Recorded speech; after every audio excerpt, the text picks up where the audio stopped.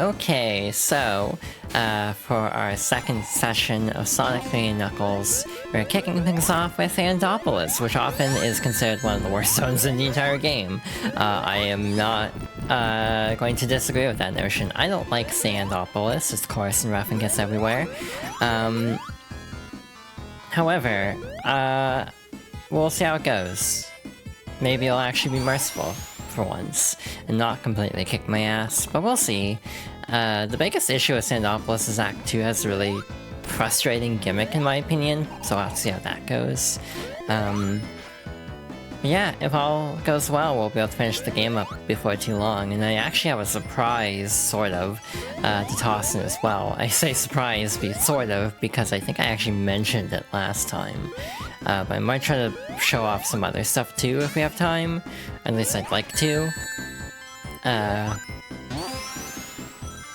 In general, I actually think Sonic... I talked about this a little bit last time, but I think Sonic 3 is the stronger half. Sonic and Knuckles is good, but definitely I don't think hits as hard as actual Sonic 3. It kind of is interesting, the history of it. From what I gather, it was because of a brand deal, where basically... Okay, that does not kill. That's good to know. Because of a brand deal, from my understanding, they needed a Sonic game out by that holiday period. So they kind of just split up Sonic... Oh? They split up Sonic 3 and Knuckles partly to make that brand promo time. I think it was with McDonald's, if I'm not mistaken.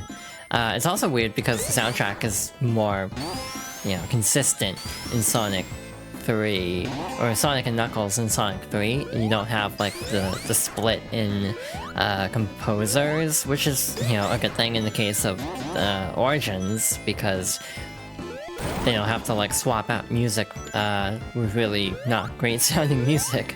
So yeah, in general, I think for this collection, Sonic and Knuckles almost fares better, because you don't have to worry as much about the soundtrack. Again, even as someone who actually likes a lot of the beta songs, the arrangements in this game leave a lot to be desired. Anyway, hi, I hope everyone's having a good day today. My day has been pretty good. The fact that I'm streaming today at all is a good indicator, because I almost thought I would have jury duty today. And I was not.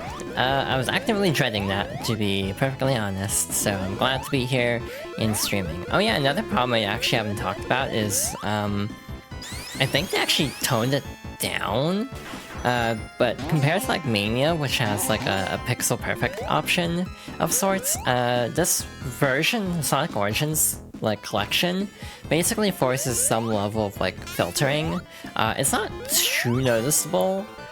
Like, even as someone who really dislikes bilinear filtering, I don't really notice it.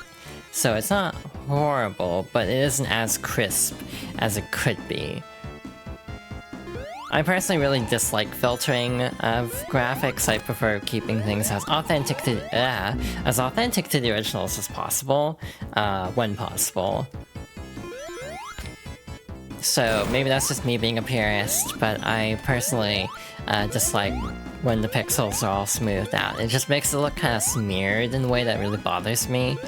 So I'd rather have it looking really pixelated. Obviously you also have, like, scanline options and stuff. But I'm actually not a fan of scanlines, to be honest. Oh, that's a pit. Okay, noted. Neat. Yeah, not a fan of scanlines. I just feel like they aren't very, like, aesthetically pleasing in games, partly just because the filters... Their definition of a scanline filter in a lot of cases just stick lines over the top of it, which, to me, doesn't quite hit the same as, like, an actual CRT. It's like, part of the effect, in my opinion, is kind of how CRTs in a lot of cases are kind of, like, bubbled out a bit, instead of, like, a flat screen. So I almost feel like CRTs, like, just putting scanline filters, it just looks not quite right. But again, maybe that's just me being a, like, stickler for this kind of thing. But even as someone who's pretty picky about graphics, I'm not, like, overly bothered by a lot of the issues, or, like, stickler for, like, authenticity, to be more precise. I'm not, like, a huge critic of Sonic Origins. I think it's adequate. I don't think it's perfect, though. Hi, AC, welcome on in. Thank you for the head pass. Hope you're doing well. For some reason, whenever I actually start streaming, I always am hurting a lot. Because for some reason, in like my actual normal conversation, I don't really talk the same way as I do on stream. I think I'm trying to voice train a little bit more on stream than in my actual life, so I kind of scrub my throat sometimes from trying to sound a little bit cuter. So yeah. I don't even know if it's working quite well. Hi Caitlin, welcome on in. Sometimes I worry about my voice. I know it's dysphoria, but it is a case of questioning if I should do more work. Some people got to play THPS 3 early. I hear it's decent. Obviously the big problem is the swap from like... what am I trying to say? Like the structure of 4 to more of the structure of 1 and 2. And that was kind of polarizing, although I don't know if that's the case, if they're doing both or not anymore. The information on the game is so muddled, I can't even remember what the details are at this point.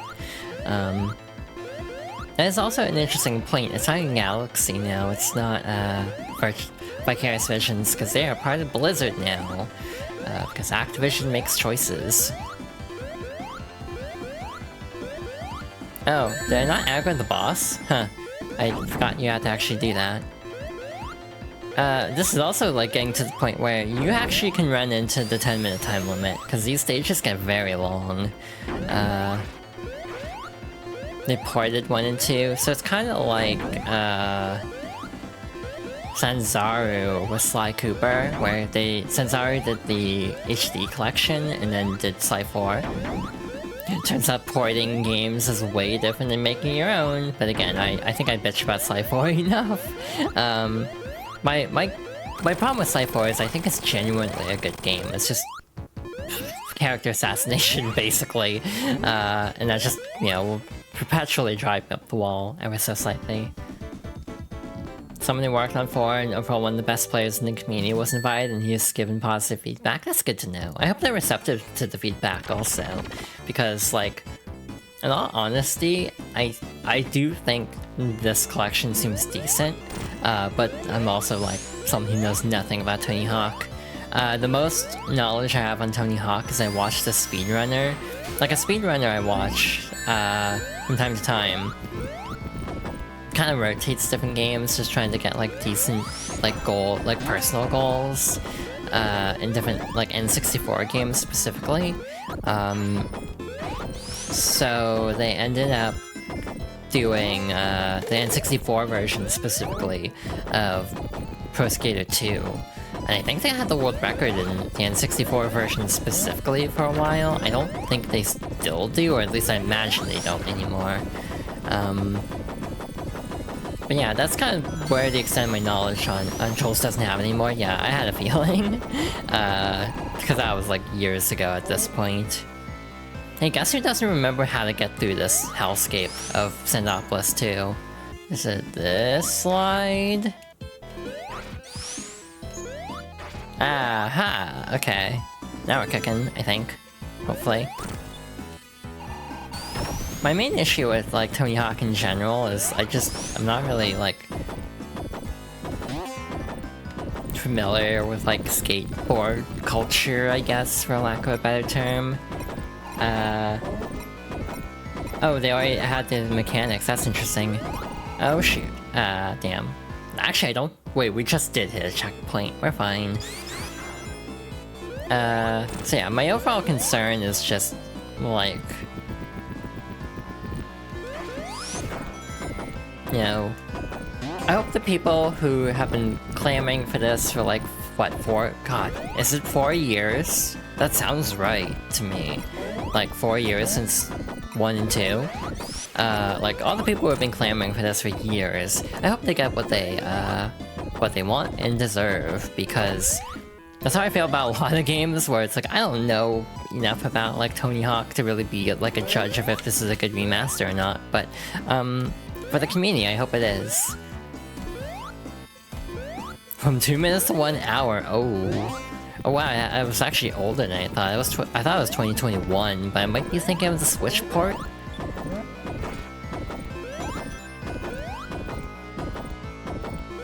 Also, like, straight up, I know it's not gonna happen. I really wish they'd go back and do a PS5 version of Spyro Reignited. And frankly, the Insane Trilogy too, because those are on all consoles, I think, capped at 30 FPS. It's like, with the Switch 2, I would love for them to go back to, the Crash and Spyro trilogies and, like, upgrade all the versions to 60 FPS. Alright, I forgot it was, like, a timed exclusive on, like, PlayStation and PC. Wait, so, or, like, no, wait, PS4. Never mind. My bad.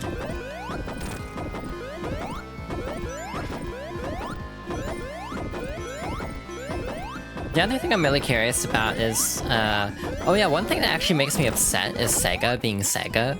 Because Sega is really stupid about upgrades. So for example, this was a problem with Persona as well, for a long time, where for some reason Sega doesn't like offering upgrade paths for games. So for example, if you have Sonic X Shadow, or Sonato Generations as some call it, myself included, on Switch, you can't upgrade it to the Switch 2 version through like a paid upgrade. This was a problem with Persona too. P5 did not let you upgrade, and it makes me upset because I don't want to replay Persona 5 again. I've done my time with Persona 5, however, with the stipulation, if you could transfer files and... oh shit, that's the wrong way. If you could transfer files and upgrade either through a patch or through like a paid upgrade, I would actually be willing to play Persona 5 Royal again. Yeah, the GameCube's thing is really frustrating because like CDPR is really committed to putting everything on physical media. Like they straight up were like, it feels like a disservice to not have it on cart. And it's like, damn, CDPR calling everybody out. Like, I don't even like Cyberpunk. And even then, it's like, I respect their stance on that. It's like, it's rumored to be on Nintendo's side too, just they're not offering like as many cart sizes. Part of me is like trying to be optimistic and thinking, oh well, vaguely gestures at things happening in the rest of the world and saying like, oh well, maybe once things... he was hoping maybe things settle down at some point to the point where like more cartridge sizes are available, but Nintendo might just be being stingy at launch because of how effed up everything is. But again, or it could just be Nintendo's cheaping out. So the less generous reading of the situation, which frankly is also very likely. Yeah, the Puyo Puyo Tetris thing is really annoying because it's like literally, why isn't this like a $10 DLC for the old version? So yeah, I'm not really happy with Sega at the moment, but I also buy Sonic games not on Switch usually. I know I'm playing this on Switch, but like I have Sonic X Shadow on Xbox actually, which is actually a false, like, not a false equivalency, but like an argument that doesn't stand up as well as it used to. The reason I have so many Sonic games on Xbox is I liked having everything on one system for the most part. Which...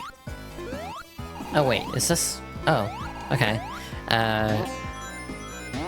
Which meant if I want Sonic Unleashed, I have to play it on Xbox for obvious reasons, but the problem with this, or well, not the problem for me, it's good for me, the problem for the Xbox should be very obvious at this point, of like, oh wait, I actually don't need a Series X for Sonic Unleashed anymore. So I've considered swapping over my Sonic library specifically to PlayStation or Steam, just because I am kind of feeling like abandoning a ship here. I don't trust Xbox to stick around very long, if I'm being honest. There's actually a glitch in Origins where you can actually get killed, like you get hit by like, you get crushed in such a way that you just die, even as supersonic or hypersonic. So that's why I was like backing off and not being as aggressive. Yeah, Xbox is in an interesting position as they're making more and more things third, like, party, essentially. Like, just porting everything. That also happens in Air. Okay, good to know. So it's just a Sonic 3 problem, potentially. I love Lava Reef. This is probably my favorite song in Sonic & Knuckles, which is, again, kind of a bummer, and I just feel like Sonic & Knuckles doesn't stand out as much as 3. Like, I actually use my Series X a lot for the very weird reason of I like Fortnite. Basically, I feel like it's, like, basically Xbox has, like, rewards points. Sony actually got rid of their rewards point system not too long ago, actually. But even on Xbox, you get, like, you know, 10 to 15 points a day just by playing, like, a game on Xbox for, like, 10 to 20 minutes. So if I'm doing Fortnite dailies, it means I get points constantly. Therefore, hey, I can just afford stuff on or on Xbox without even having to like do a whole lot of work. Like, I can't remember the last time. I think the only time I ever actually paid for Fortnite was the Battle Pass originally when I picked it up, which was around like Chapter 3, Season 1, I think. I didn't max it out though. I never got all of the Spider-Man alts. I only got the main and symbiote, which were the two I cared about. I'm not really a fan of Future Foundation and whichever the other one was. To the point where I literally forgot those were even in the game. It wasn't until I saw someone else using them that I was like, wait, there were other alts for Spider-Man? Like, I genuinely didn't know, because I totally forgot. It's almost like that was 7 years ago or something. No, it's probably more like 5 years ago. Yeah, PlayStation Stars, like, I feel like everyone's immediate thought being like, wow, this feels like an NFT, says a lot about PlayStation Stars as an overall idea. Like, everyone's just immediately assuming that. It's like, okay, there is clearly a problem with their communication. But yeah, that basically replaced PlayStation Rewards. I never used PlayStation Rewards for much because it always broke for me. It never let me actually, like, buy anything, even with rewards points from my account a gender ago. But what was I saying? I also feel like, in general, if I'm going to be playing Fortnite, I might as well also get rewards points, and then I can just buy Fortnite stuff using those rewards points. So yeah, like recently I picked up something in Fortnite. I think it was Crew, actually. I picked up Crew and it just saved up points for it. I had like 2 points left over from picking up a couple of cheap games on sale. I remember one was Ninja Gaiden Black. Can't remember what the other one was. But either way, I ended up getting, I had $2 left over, so I ended up just saving up to get, oh, I'm going in a loop. I ended up saving up enough to get Crew for a month. I actually started it too early because I wanted the previous LEGO Pass too. I forgot that the way Crew works is if you actually, like, start Crew, it'll actually give you a bunch of stuff that you would have gotten if you had been subscribed earlier. Oh, you can actually go through there. That's neat. Yeah, I think it's more of a free time issue than a resolve issue, to be perfectly honest. But yeah, it is a case of I still use my Xbox quite a bit for Fortnite specifically. Like, I could move over to Switch 2 in a month. The only problems with that are, one, file size, because Fortnite's a big-ass game, and I feel like it'll take up a large portion of the Switch's 256 gigs immediately. The other problem is I would not be able to get rewards points, so I will likely stick with Xbox for Fortnite as long as I have this Xbox. I'm kind of on the fence about continuing with Xbox into the future. They are, like, hiring currently for, like, next gen, for whatever that's worth. But many believe that we're kind of coming up on the end of Xbox. I don't think that's an unfair assessment. I've also basically come to terms with potentially never owning a PlayStation again. My weird take is I actually like my Series X more than my PlayStation 5. Just because I don't like the DualSense, if I'm being honest. I think the DualSense is really uncomfortable. The ergonomics just feel really off on PlayStation controllers for me. I don't know if it's like a hand size and shape issue, but I've just never found PlayStation controllers very comfy. Like, the DualShock 4 always made my, like, hand go numb from, like, the way I was holding it. It was really weird. But because— oh, okay. Oh, that Rise doesn't follow. Oops, I didn't need to take that. What was I saying? So, like, I do like my Series X more than my PlayStation 5, weirdly enough. It's kind of backwards from what I would have predicted. Could be realistically, you love the DualShock 4. Yeah, I just never was able to find a good grip on it. Plus, they all drifted, like, instantly for me. Like, I had a DualShock 4 that I barely used, and it got drift. And I don't know how that happened, because I barely used it. Like, straight up, I don't know what happened to that controller. It is a mystery to me. Probably the aforementioned move where my Persona Collector's Edition got a little bit murphed. That's probably the same time period that controller started drifting. I swear I'm going in a circle at this point. Okay. Actually, no, this looks good. This looks right. Yeah, we're good. Wait, that actually deflects the projectiles. It's really handy, actually. Oh shoot. I'm trying to remember the trick to this, because there is a trick to it. Where, like, you can actually, like, combo the hands, basically. Oops, that's a problem.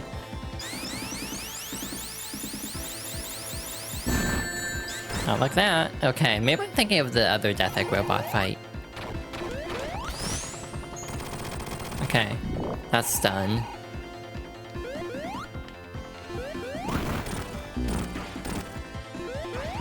It's the other one, because that one uses both hands. Gotcha.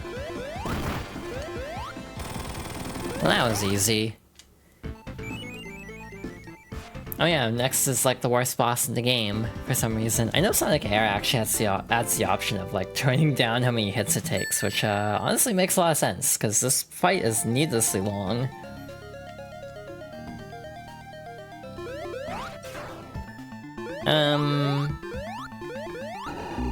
Oh, okay, I didn't have any rings. Cool.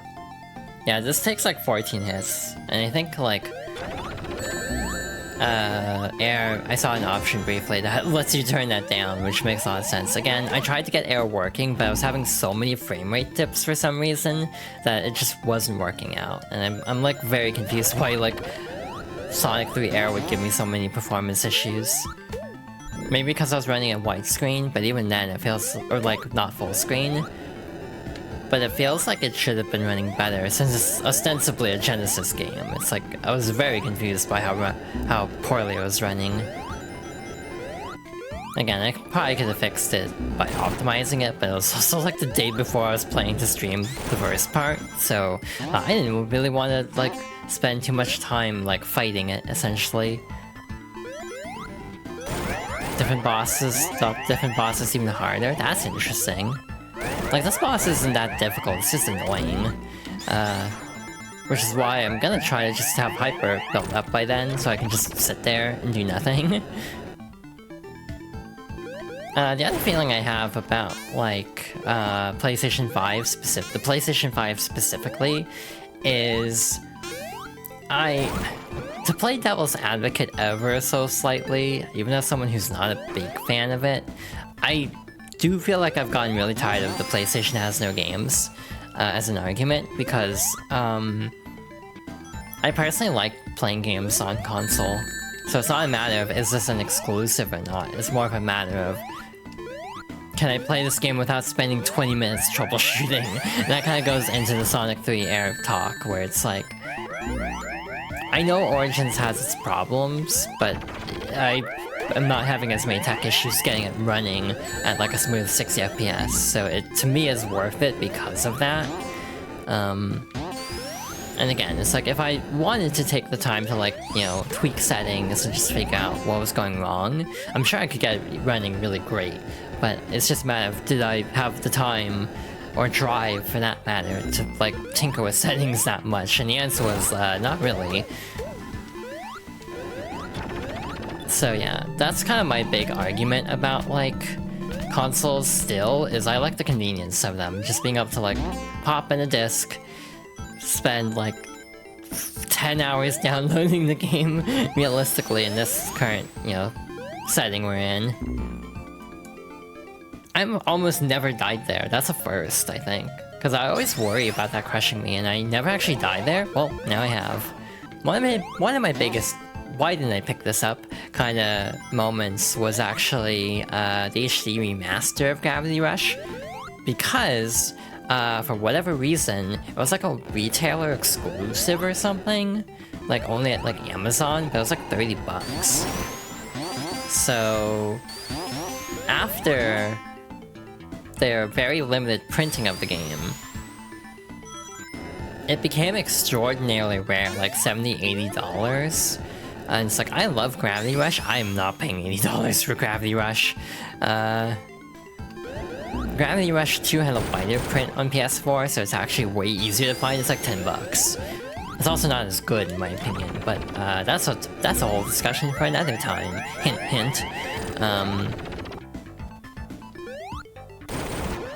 But I genuinely wish I had picked up, because I remember seeing one at the time at like a GameStop pretty cheap. I should have picked it up, because I love Gravity Rush. It's a great game in my opinion.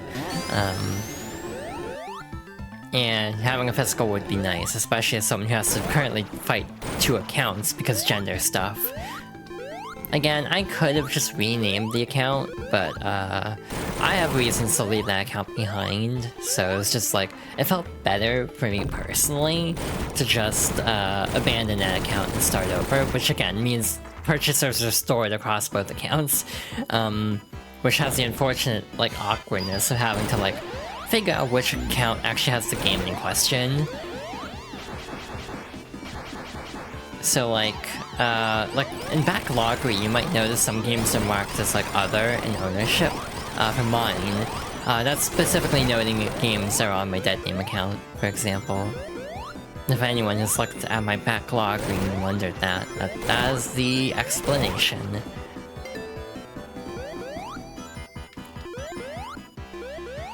I don't remember the scrolling as fast as it currently is. That was a little trippy, actually. Okay, we're good. I also don't know how the death plane works here, so I'm just gonna take my time and carefully write down. Yeah, this is like a really dumb boss if you have the fire shield, because the lava can't hurt you. Wait. Where is the boss? Hello? Oh, there he is. So yeah, with the lava shield, or the fire shield, we can just kind of chill in the lava, and just gradually let all of his projectiles hit him in the face. So alternatively, you can just hypersonic and just sit here. So hi. I don't know how to make small talk on stream. I'm gonna take a drink of water, or tea actually, while we wait for this to play out, because I don't really have anything insightful to say.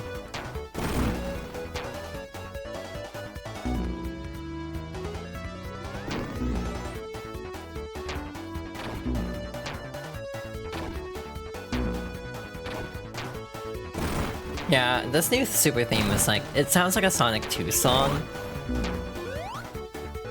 Also, its loop is very short.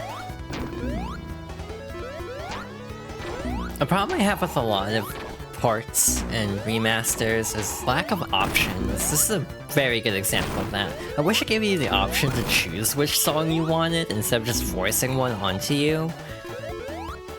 I'm a big advocate of games having more options, basically, and letting you fine-tune things. Like, if you want the quote-unquote improvements or not. Ow, okay, I've got that, this can still hurt you. You can probably die here, huh? That'd suck. That'd be very unfortunate to beat the boss, which is already tedious, and then just have to, do it again, cause oops, lava. There's also a soft lock, in this version. I don't know if they ever fixed it, actually, but originally, there was a glitch where if you were super for this fight, the fight would soft lock. There are barely enough rings here to turn hyper, or super.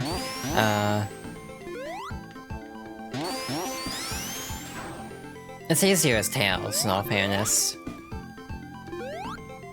Cause like, there are rings all over, but they're a little bit harder to find as Sonic. But yeah, as Tails specifically, you can easily run into a glitch where,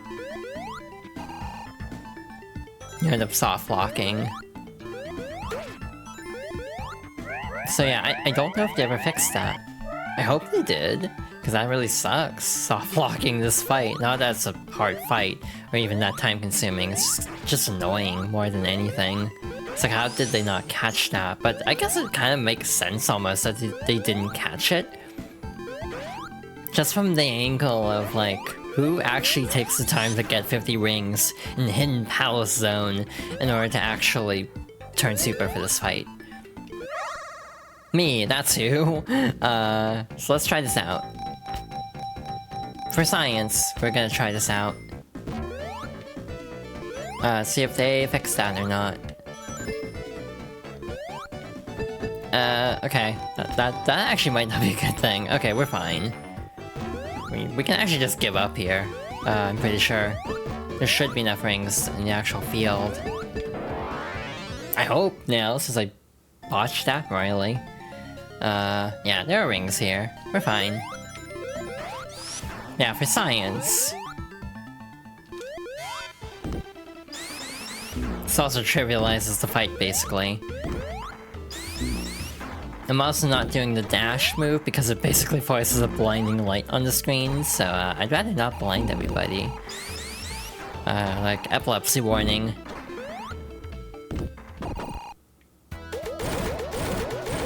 Well, the super song broke. Okay, so the soft lock is fixed at least.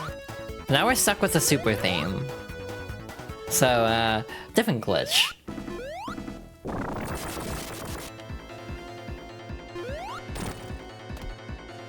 Alrighty, good to know they actually did take the time to fix that.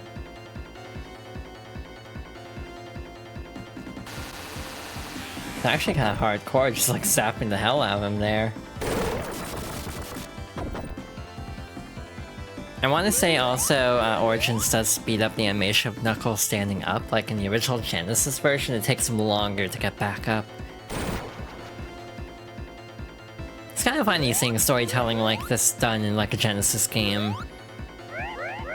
Like, it's actually pretty good for all things, you know, all things considered for the time. You know, conveying little story beats through these little short transition sections. I do like how Knuckles is also worn out because we just kicked the shit out of him. Especially because we're just hypersonic. Good old Sky Sanctuary. I wish I had better memories of you than I do now. Truth be told, I'm not the biggest fan of Sky Sanctuary, though part of it's because of, reasons that aren't this version's fault. I just don't like I don't like Sonic Frontiers' versions of Generation Sky Sanctuary. That's a weird caveat to stress.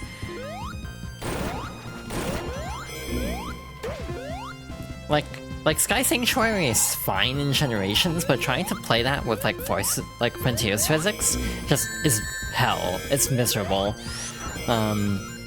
Like, actually one of the worst stages is the one that's like the end of Sky Sanctuary, where you have to run up the spires at the end that are collapsing, and in Frontiers, you barely have enough speed in cyberspace to actually clear that, in my opinion.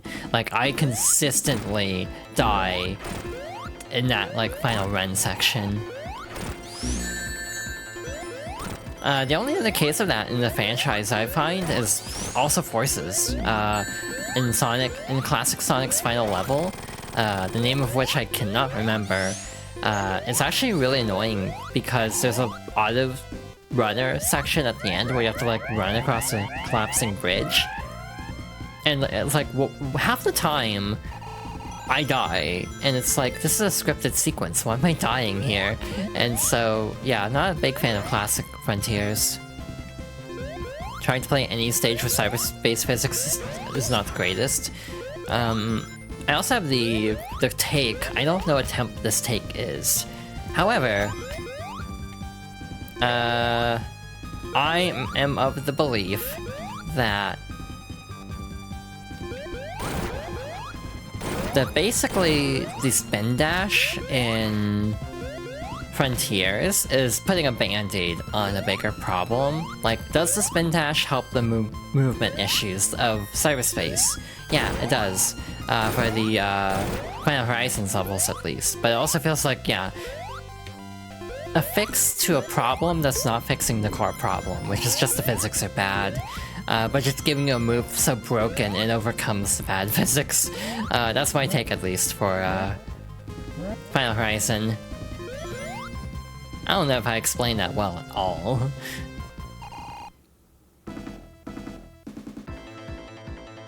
Yeah, it's very overpowered and kind of amusing because of that, but that's like the nicest thing I can say about it is, you know, it's fun how broken it is.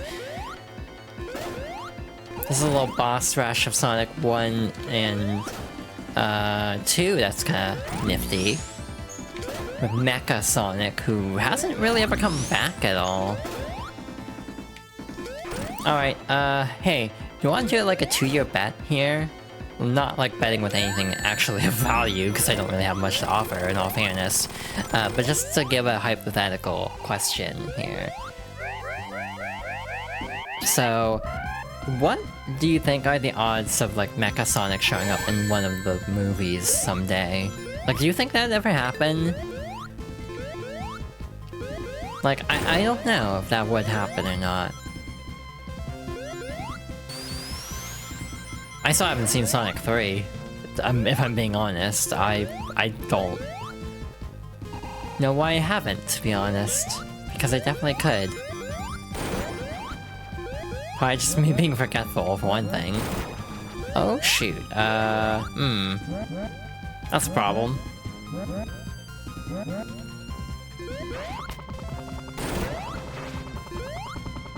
I hear it's really good, in all honesty. So I am curious, but I've also never seen the Mario movie. I also don't watch much period anymore. I miss the days, sort of. Well, I say sort of because, like, on one hand I do miss it, on the other hand I don't actually care that much. I kind of do miss the days where I could just binge an anime no problem. Like, my stamina for that is way lower than it used to be. And I kind of miss those days of just being able to, like, you know, go through an entire, like, one core, like, anime series, which, for the record, that's like 12 episodes in, like, an afternoon. Like, I could do that back in the day, and I cannot do that anymore. Admittedly, that probably wasn't very healthy, to do that.